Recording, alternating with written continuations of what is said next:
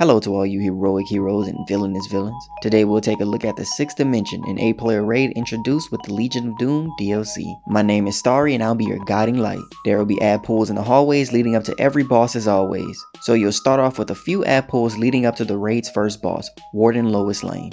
Lois Lane will summon waves of ads to start the fight off. Once your team deals with the final wave, Lois will join the battle. The first mechanic players will have to watch out for will be Lois's orbital strikes. She will target multiple players with high damaging orbital strikes. Players can separate preemptively so that their orbital strikes do not stack on one another. While players fight Lois Lane, she will summon ads throughout the fight. These ads target and stun players occasionally but aren't a huge threat besides their CC effects. These mechanics will repeat until Lois has fallen. The second boss will be Superman. This fight will have players fighting Superman in an arena with 4 pillars in 4 corners of the room. More on those later. During the fight, all players will need to watch out for Superman as he teleports the players, inflicting damage with flurry of blows. He will also point towards the player from time to time, which he will then fly towards them, dealing damage with Super Punch. Superman also has a point-blank damaging knockback, so players should keep it in mind if he's in melee range of them. The major mechanic of this fight will be Super Flare. Superman teleports above the center of the room and charges up his attack.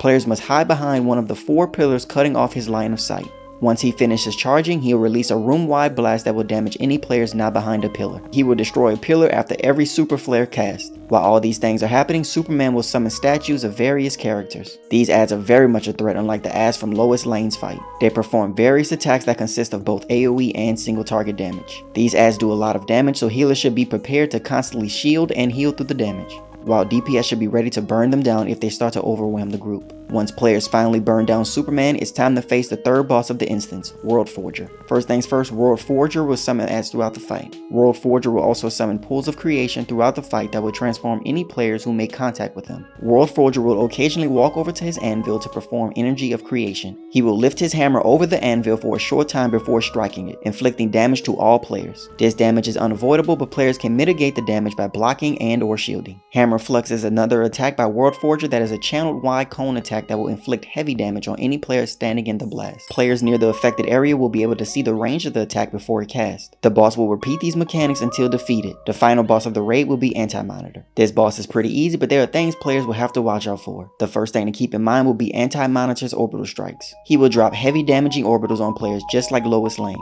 This mechanic only happens in response to orbital strikes from players, so everyone should avoid using orbital strikes for the entirety of the fight. Shortly after the fight starts, 3 blue safe zones will appear. Players will need to stand in one of these safe zones to avoid the continuous power draining effect of the boss. Tanks should aim for the middle safe zone so that the team can have access to the remaining 2 zones. Players should note that the safe zones will relocate after some time. While all this is happening, AntiMonitor will target players with Corruption Beam. This is a damaging beam that will sometimes lift affected players into the air. Players who are targeted for the beam will also damage any players around them, so healers should be ready with those shields and heals. As usual, AntiMonitor will summon ads throughout the fight. These mechanics will repeat until AntiMonitor is defeated. And thanks for watching, everyone. The next instance we'll take a look at will be the new Apocalypse duo from the Dark Knights DLC. See ya.